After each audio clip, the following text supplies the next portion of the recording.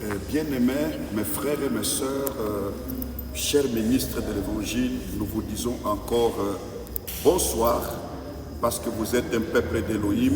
Nous ne cesserons jamais de vous aimer et de vous transmettre la pensée de l'éternité, qui est la pensée que Christ nous a amenée.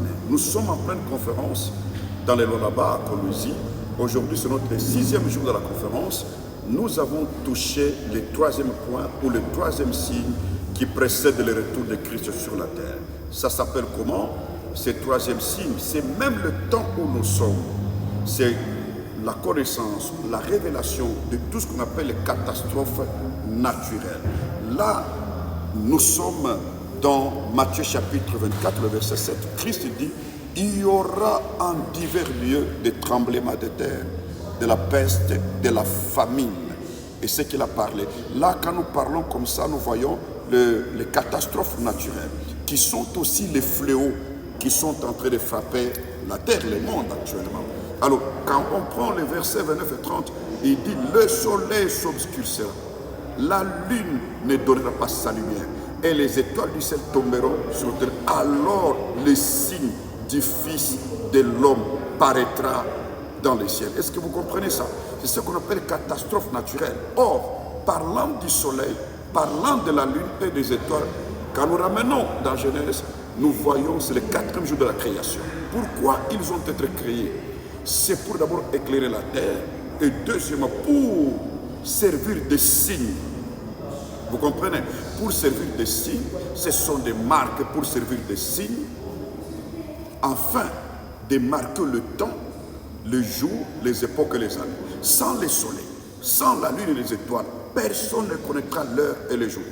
C'est-à-dire, c'est ce qui va se passer, ça va arriver. C'est-à-dire qu'il y aura un temps, les gens ne comprennent plus le temps. Parce que quand il y a l'absence du soleil, l'absence de la lune et des étoiles, on ne connaîtra pas qu'on est lundi, on est mardi, on est en janvier, en ceci, cela. Bon, les catastrophes naturelles, nous avons vu. Ce qui s'est passé en Amérique, dans l'État de Californie, à Los Angeles, à Hollywood, c'est les catastrophes naturelles. Ça s'est passé encore il y a une année, ça s'est passé au Japon, ça s'est passé en Australie, en Europe et par-ci, par-là. En parlant maintenant de ces fléaux qui frappent la terre, nous comprenons aujourd'hui que nous sommes en train de vivre l'accomplissement de cela. C'est ainsi que l'Écriture et l'Esprit d'Élohim nous a amenés à parler sur quelque chose par rapport à la famine, à la peste, le tremblement de terre, les fléaux qui frappent la terre. Ça nous a amené dans l'Apocalypse chapitre 6, l'ouverture du 4e sceau. Normalement, j'aimerais vous annoncer, vous tous, Église, sachez ceci. Vous tous, Église, nous traversons le temps de l'ouverture du 4e sceau. Vous comprenez? Là, c'est Apocalypse 6, de 7 à 8. Jean dit ceci. Lorsque l'agneau ouvrit le 4e sceau, le 4e être vivant l'appelle et lui dit, viens et vois. Il dit, j'ai regardé, voici parut un cheval pâle. Et celui qui le montait se nommait la mort. Et les séjours des morts l'accompagnaient. Les pouvoirs leur furent donnés sur les cas des habitants de la terre, afin de le tuer, premièrement par l'épée, deuxièmement par la famine, troisièmement par la peste et quatrièmement par les bêtes sauvages. Je vais bien m'expliquer là-bas. Quand on parle de l'épée, on voit la guerre, toutes les guerres qui se font sur la terre, qu'elles soient civiles, militaires, tribales, qu'elle soit n'importe quelle guerre spirituelle, tout ça, c'est une décision prise dans les séjours des morts pour tuer un quart des habitants de la terre. La terre tout entière a plus de 8 milliards d'habitants. Ce que les diables cherchent, ce que les séjours cherchent, c'est tuer un quart des habitants de la terre. D'abord par l'épée qui est la guerre. Parce que quand nous parlons de l'épée dans l'écriture, l'épée comme la guerre, l'épée comme le jugement, l'épée aussi comme la parole d'Élohim. Lorsque Abraham a élevé l'épée ou le couteau, son fils Isaac est retourné vivant. Lorsque Salomon, lors du jugement du fils qui était vivant, il a élevé l'épée. Nous voyons que le fils est retourné vivant. Nous sommes au temps d'élever l'épée qui est la parole d'Élohim, afin de combattre toutes les autres épées. Deuxième fléau, c'est la famine. La famine, c'est ça qu'on peut appeler tout en général, la sécheresse, le chômage, les cécis, les relèvements sur la terre. Les gens vont se soulever. C'est pourquoi des élections partout dans le monde, parce que les gens cherchent du travail, les gens cherchent de ceci, la famine. Vous voyez, troisième fléau, c'est la peste. Quand on parle de la peste, on voit toutes sortes de maladies, que ce soit les maladies incurables, les maladies héréditaires, les maladies démoniaques mystérieuses, les épidémies et les pandémies qui frappent la terre. Nous avons vécu avec vous. Il y a les sida, on a vécu le coronavirus. On en a vécu surtout en ces temps ici, le monde est frappé par la peste. Même des accidents d'avions, de ceci, des véhicules, tout font partie de ce qu'on appelle la peste. Et le dernier fléau qui frappe le monde aujourd'hui, c'est ce qu'on appelle les bêtes sauvages. Les bêtes sauvages, ce sont les sorciers, les occultistes, les francs-maçons, les satanistes qui travaillent en ces temps dans tous les domaines et qui sont en train de sacrifier les humains. C'est pourquoi Paul, quand il arrive à Éphèse, il l'a dit dans 1 Corinthiens 15, le verset 32, il a dit, quand il était à Éphèse, il fut combattu par les bêtes d'Éphèse. Ce n'était pas des lions, ce n'était pas des chiens, ce n'était pas des chats, ce n'était pas aussi des léopards. C'était des humains, c'était des sorciers, des magiciens.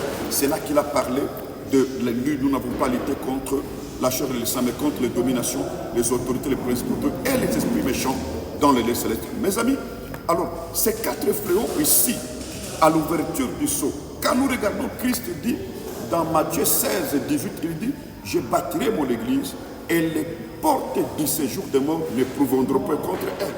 Qu'est-ce qu'on appelle porte de séjour des morts? Ce sont des décisions qui sont prises dans le séjour des morts. Ces décisions sont quatre. Pour tuer les habitants de la terre par l'épée, par la famine, la peste et le bête sauvage. Alors, ça nous a retourné. Qu'est-ce que c'est l'Église? Nous avons compris que l'Église, c'est d'abord deux personnes. Parce que lui-même a dit, là où il y a deux ou trois à mon nom, je suis au milieu d'eux. Qui sont ces deux? Nous avons parlé de Moïse et d'Élie. Moïse, à la montagne de la transfiguration, représente ceux qui sont morts en Christ avec l'espérance de la résurrection le jour de l'enlèvement. Tandis que Élie, à la montagne de la transformation à côté de Christ, représente nous les vivants qui vont rester, qui seront transformés pour être enlevés ensemble. Vous voyez. Maintenant, quand il parle de trois, les trois nous avons parlé, là nous sommes descendus dans Ézéchiel 14, de 12 à 20, nous avons parlé de ces trois hommes. Le premier, c'est Noé. Le deuxième, c'est Job. Et le troisième, c'est Daniel. Si ces trois sont là, tous les quatre fléaux ne peuvent pas les atteindre. Ni la famine, ni l'épée, ni la peste, ni les bêtes sauvages. L'église véritable, ce n'est pas le nombre. Vous pouvez avoir 10 000 personnes dans votre église. Vous pouvez avoir 100 000 ou 200 000. Ce n'est pas ça l'église. L'église, c'est le type de ces trois personnes. Il faut qu'il y ait un Noé, il faut qu'il y ait un Job et il faut qu'il y ait un Daniel. Qui est Noé? Noé était la part d'Élohim parce qu'il était la dîme d'Élohim. Le dixième après Adam, il était la dîme. Noé était averti. Il avait la révélation où se trouve son salut. Il a construit l'arche. Parce qu'il était juste, il n'était pas innocent. Et c'est quelqu'un averti. L'église véritable est composée de personnes qui sont averties, qui ont la révélation de comprendre le temps, de connaître ce qu'il peut faire. Christ dit ceci, ce qui arriva au temps de Noé arrivera de même à l'avènement du Fils de l'homme. C'est-à-dire, avant que Christ vienne, il faut qu'il y ait Noé. Et c'est Noé qui doit construire l'arche. L'arche, c'est quoi? C'est le message, c'est la parole qui va amener les peuples à l'enlèvement. On a parlé aussi de Job. Job était un homme très riche. Dans la richesse, il n'a pas renié Elohim, il a gardé sa foi, il n'a pas fait du mal. Et un jour, il a perdu tout ce qu'il avait. Il a perdu le brebis, le bœuf, il a perdu les chameaux, il a perdu les enfants, il a perdu les ânesse le même jour. Mais il est resté constant, il est resté ferme. C'est pourquoi David pose la question en disant, quand les fondements sont renversés, le juste, que ferait-il? Job 17, 9 répond, néanmoins lui reste ferme dans sa voie. Vous voyez? Donc, et nous avons parlé de Daniel. Daniel, c'est quelqu'un qui était élevé dans deux grands royaumes, mais pendant 4 grands rois. Ce qui veut dire, Daniel, ce sont des personnes qui sont élevées, les dignitaires, mais qui ne touchent jamais à la magie, ni à la sorcellerie, ni à l'occultisme, mais ils sont toujours élevés.